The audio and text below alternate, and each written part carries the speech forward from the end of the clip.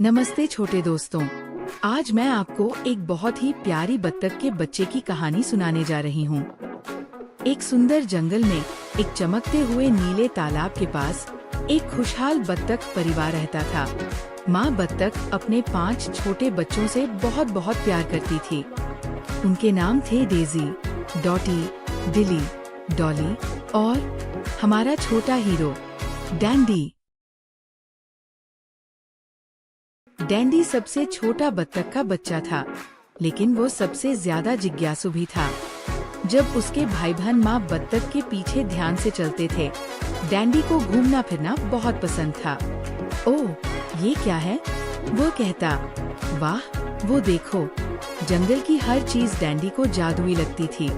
तितली ऊंचे ऊंचे घास के ऊपर उड़ने लगी और डैंडी खुशी खुशी उसके पीछे चला गया।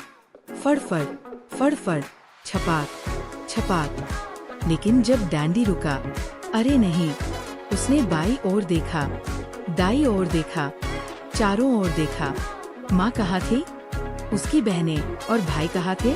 छोटा डैंडी खो गया था।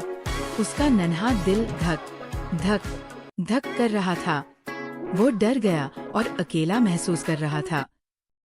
माँ, माँ, डैंडी अपनी छोटी आवाज में पुकारा। Quack, quack, quack. लेकिन किसी ने जवाब नहीं दिया।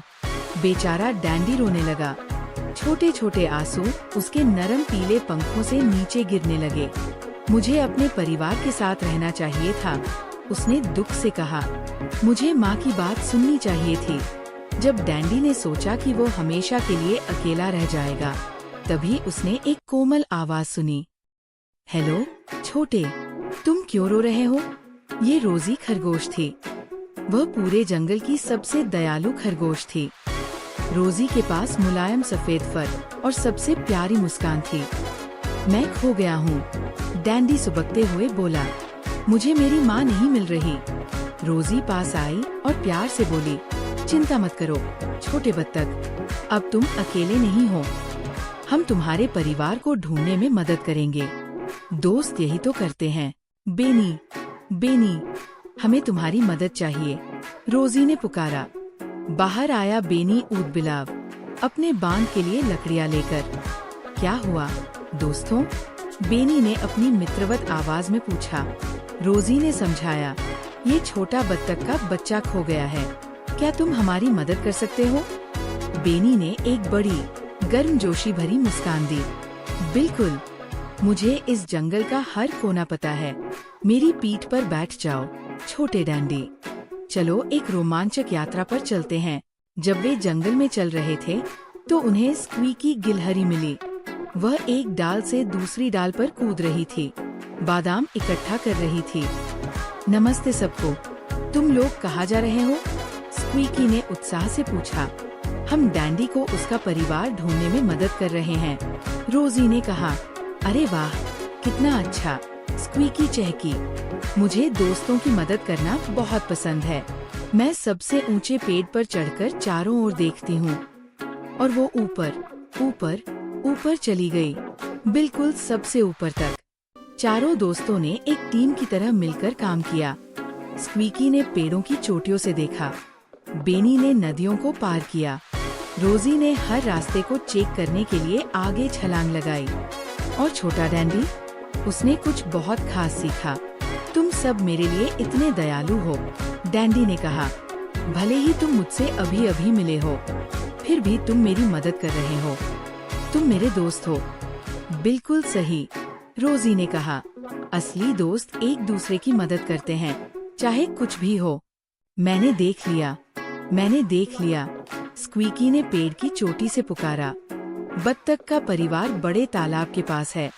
सभी जितना तेज हो सकता था उतना तेज दौड़े, और वहाँ चमकते पानी के पास माँ बत्तख थी। डैंडी, मेरा बच्चा डैंडी, वह चिल्लाई। माँ, डैंडी खुशी से बोला। वह बेनी की पीठ से कूदा और जितना तेज उसके छोटे पैर तैर सकते थे तैरा। छपाक, छपाक, छपाक। माँ बत्तख ने उसे अपने नरम पंखों से कसकर गले लगाया। ओह मेरे प्यारे बच्चे, मैं कितनी चिंतित थी। डैंडी बहुत खुश था। माँ, पापा, ये मेरे दोस्त है। इन्होंने मुझे तुम्हें ढूंढने में मदद की। माँ बत्तख ने रोजी, बेनी और स्क्वीकी को देखकर मुस्कुराई। धन्यवाद प्यारे दोस्तों, मेरे छोटे बच्चे की देखभाल करने के लिए। तुम्हारे दिल सोने के हैं। तीनों दोस्तों ने गर्मजोशी से मुस्कुराया। हमें बस खुशी है कि वो सुरक्षित है, रोजी ने कहा। दोस्त इसीलिए तो होते हैं, बेनी ने कहा। और अब हम हमेशा के लिए दोस्त रहेंगे, स्क्वीकी ने जोड़ा। उस रात जब तारे चमकने लगे, माँ बत्तख डैंडी के साथ बैठी।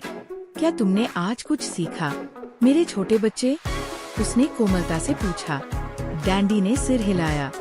हाँ माँ, मैंने सीखा कि मुझे हमेशा तुम्हारे पास रहना चाहिए और तुम्हारी बात सुननी चाहिए। और मैंने सीखा कि हर जगह दयालु दोस्त हैं जो मुसीबत में मदद करते हैं। और मैंने सीखा कि जिज्ञासु होना अच्छा है, लेकिन सुरक्षित रहना ज्यादा जरूरी है। माँ बत्तख ने उसके छोटे सिर को चूमा। बिल्कुल सही, मेरे समझदार छोटे बत्तख। मुझे तुम पर बहुत गर्व है। और उस दिन से डैंडी अभी भी जिज्ञासु और खेलने वाला था, लेकिन वो हमेशा हमेशा अपने परिवार के पास रहता था। और रोजी, बेनी और स्क्वीकी, वे डैंडी के हमेशा के लिए सबसे अच्छे दोस्त बन गए। वे साथ खेलते थे, साथ हंसते थे और एक दूसरे का ख्याल रखते थे, क्योंकि सच्चे दोस्त यही करते हैं। समाप्त। मीठे सपने छोटे दोस्तों। हमने आज डैंडी के रोमांच से क्या सीखा? हमने सीखा कि हमें हमेशा अपने माता पिता की बात सुननी चाहिए और अपने परिवार के पास रहना चाहिए। हमने सीखा कि जिज्ञासु होना बहुत अच्छा है, लेकिन सुरक्षित रहना बहुत जरूरी है। और हमने सबसे सुंदर सबक सीखा, जब हम दूसरों के प्रति दयालु और मददगार होते हैं, तो हमें दुनिया के सबसे अच्छे दोस्त मिलते हैं। याद रखना छोटे दोस्तों, दयालुता जादू है और दोस्ती एक खजाना है। अगली बार तक मुस्कुराते रहो, दूसरों का ख्याल रखो और शानदार बने रहो।